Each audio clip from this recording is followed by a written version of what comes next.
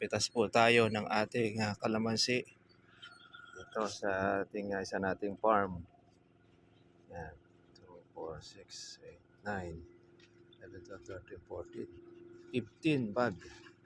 Tsaka po meron tayong isang hinog na napitas natin mga ka-farmers sa ating kasamang si Bernabe, ating tagapag-alaga. Ito na po yung kaholin. Tuloy-tuloy lang ang alaga mga ka-farmers. Mag-harvest din po tayo. Ayan. Malamig ang kamay ni Bernabe.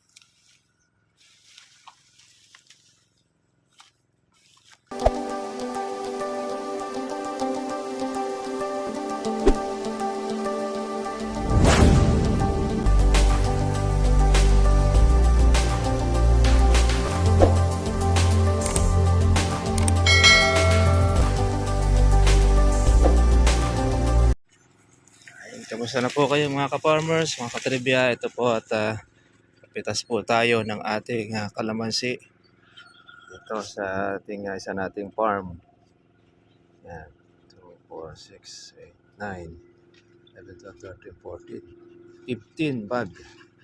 Tsaka po meron tayong isang hinog na napitas natin mga ka-farmers sa ating kasamang si Bernabe, ating tagapag-alaga.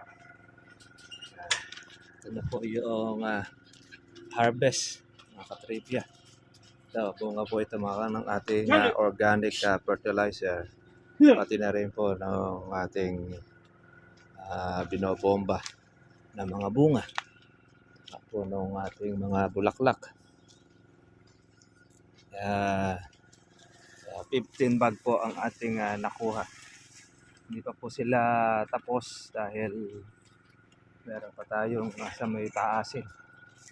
Ayan, binakuha na po natin po yung lahat po ng mga malalaki. Dahil mahirap pa kasi mga ka-trivia pong masalisihan. At saka po itong ating mga gaholin ay lumaki sila. Mga ka-farmers. Marami pong nagtuloy dito sa ating kalamansi. Ito, gamit ito mga ka-farmers po, power spray. Yung ating ka-trivia. Kaya ganado yung ating tauhan. Dahil marami po ang bunga. Maraming nagtuloy at meron rin po siyang mga bulaklak pa. Tapos may pong mga maliliit. May pong mga nagtuloy. Ayan. Pagka po mga ka-trivia po ang ating kalamansi ay tutustusan po natin ng pangangailangan, marami po tayong mapipitas. Ayan. Siyempre, hindi naman po lahat ng mga ka-farmers po ay mayroong pagtustos ng ating gamot, lalo na po yung pang-insecticide. Diyan po na halos nagkakatalo mga ka-farmers ang magkakalamansi. Pagdating na po doon sa pagbobomba ay marami na rin po mga nalalaglag, mga nasisira, iba po ay hindi po makabuka ang mga bulaklak. Pagka hindi po alam po ang diskarte. Ito, nauna ito mga ka-trivia po noong pag-aalaga. Noong time po ng tagbagyuhan ay namulaklak ito. Kaya maganda-ganda po ang naging niya. Hindi naman siya ganong karamihan, pero mga nakalusot ang ating pong mga bunga. Tapos meron pa tayo pong mga palakihin. Ang ating pang Mayo, April na ating pong pitas. Ngayon natin yung dapo. Isa yan sa lumalabas sa kalamansi. Yan. Nakain niya po yung katas. Tinatsaga po natin siyang alisin.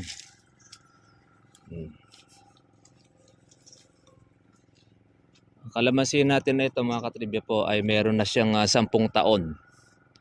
Pero hindi po siya ganong tumatangkad dahil meron po siyang lagi pong bulaklak tsaka meron siyang bunga.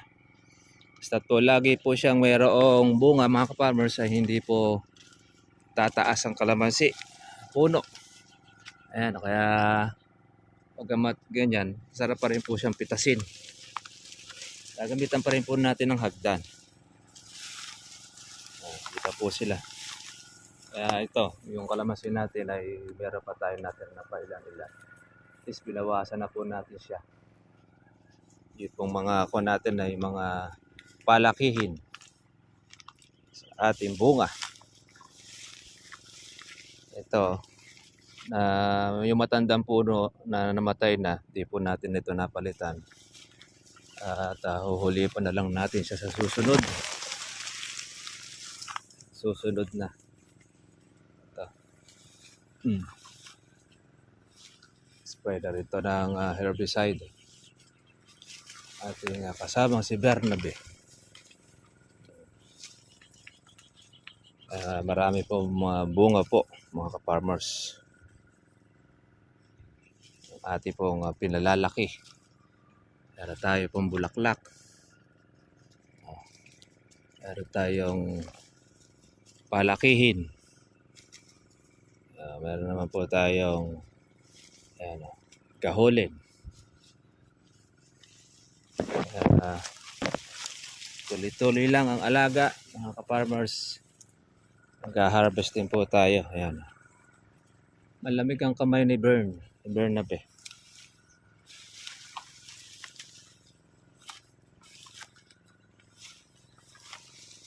Ito, napitas na ito. Ayan. Ang hindi pa natin napipitas, yung pong ibabaw. Ayan. Baka makuha naman po mga katribya po yung 20 bag. Yung sa unang pitasin natin. After po nyan, ay by April na po ang magiging kasunod ng ating kalamansi.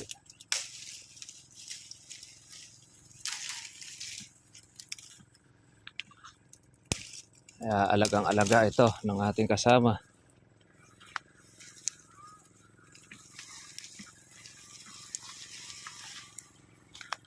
Kanyang magiging porsyento.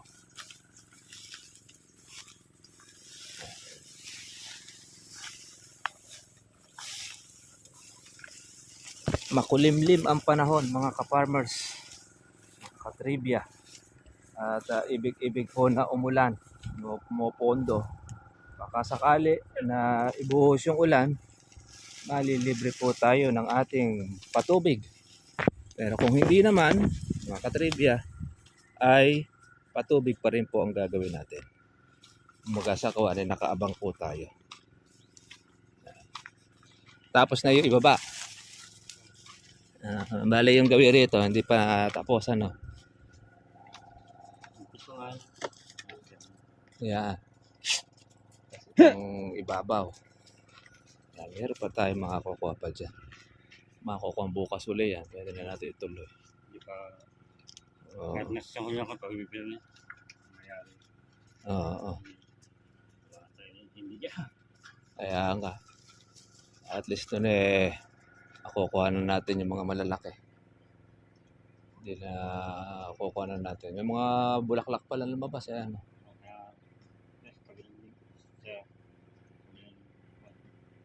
Ma-spray. Oo. Sige, kuha mo ng hanggang sa Webes. Mag-spray ako. Kahit hapon mo lang spray. Sa hapon nga. Spray sa ako. Sa Hulyan? Yan. Sa Webes. Nanay. Bagay sa akin din pagkatapos na kuha ko mag-spray din ako at tubig Ayan, sige. Ito, mga farmers po, yung ating kalamansi sa pangalawang hakot. Okay, kuha na natin pa hakot dyan kay Jay. Sige mga farmers, kita ulit po tayo po bukas para sunod po natin vlog. God bless sa inyo lahat. Ang presyo po ng ating kalamansi, 1,800. Hindi na po masama. At yan po ay kagandahan niya na lumaki naman po ang bunga. At kahit nagmahal po ang kurudo, gasolina, wala tayong magagawa. Importante, meron po tayong pang-alaga, yung pang-supply ng ating patubig. Ang ating diesel.